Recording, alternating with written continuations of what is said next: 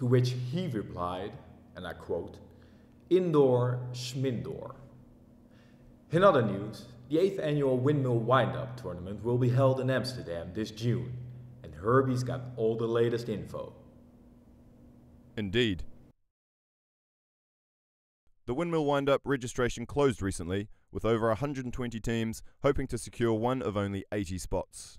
Just today, the organisation announced that the Gentle Open team have been selected for the 2012 edition. This year, the Belgians came to Amsterdam in February just to see the lay of the land. I think they mean business this year, especially after a very strong 11th place finish at the EUCF in 2011.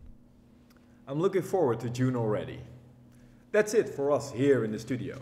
Thank you for watching, and good night.